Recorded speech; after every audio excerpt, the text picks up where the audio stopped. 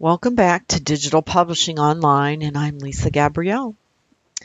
And in the last video, we were discussing doing proper image searches in Google. And we were able to locate this wonderful, beautiful picture of this duck. And I'm going to further talk about how to open this image up in Photoshop and apply the proper resolution for your project.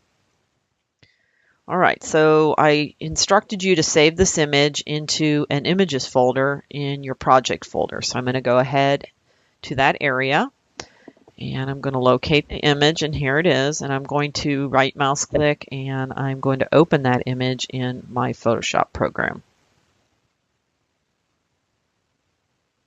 Okay, and here it is.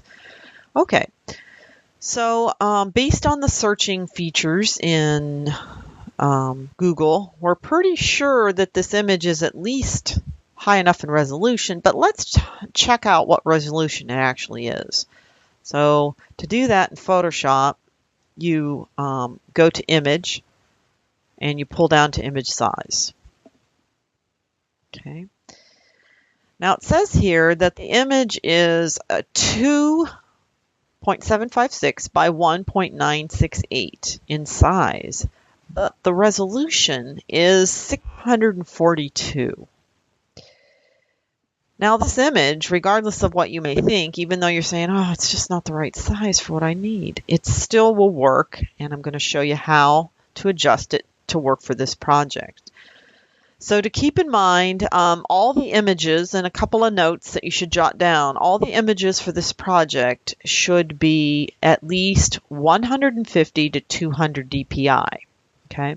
If you do not work with images that high enough in resolution, then you will have issues with quality for this project. So it's very important that you locate images that are at least that high in resolution.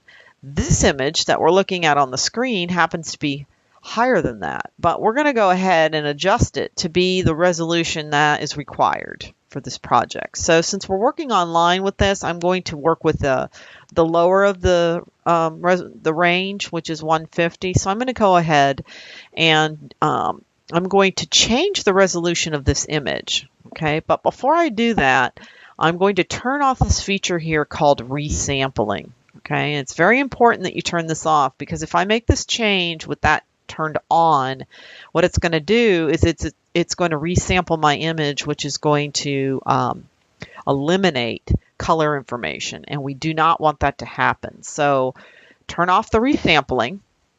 Okay, and then over here under resolution, we're going to change this field to 150. Okay, now notice what happened when I changed resolution to 150. Now all of a sudden the size of my image is an 8 by 10. Okay, and I haven't lost any color information because I turned off the resample feature here. So it's very important that when you locate images on the internet, that you open each image up in Photoshop and you adjust them to the resolution, the target resolution that you're working with, which is the range is 150 to 200. We're going to stick with 150 because you guys are working online, and at the end you're going to be packaging this project up. I don't want your images to be too big so that you can upload them to the classroom. So we'll stick with the 150. So you put the resolution that you'd like to work with in here, and it will readjust the image size to proportions of this particular image, or I'm sorry, this particular resolution. Okay. All right. So that simple little trick is something everyone's going to have to do to all of your images to make sure that the proper resolution when you import them into InDesign. So I'm going to go ahead and say OK.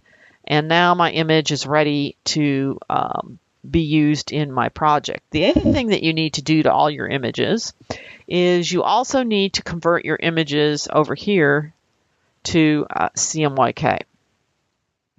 Okay. You'll get a message that says, do you want to use this color profile? We're going to go ahead and say OK, and you'll convert all your images to CMYK. So things to remember for image work, and you're going to need to do this stuff in Photoshop, is 1, your images need to be 150 dpi. 2, you need to convert all your images to CMYK, doing that little pull down to mode and CMYK right here. And the file format that you can use to export out of Photoshop can be there's 3 formats you can work with, and I'm going to talk more about them in another video, but the 3 formats that you can save out your files at are a TIFF, a PSD, and an EPS. Okay, if I locate any other file formats in your InDesign document, I dock points for that. So in other words, I will dock points from your project if you have JPEGs, GIFs, or PNG files in your InDesign document. The only file formats you should be working with are the ones I stated before, which again are EPS, TIFF, and PSD, just so that's clear.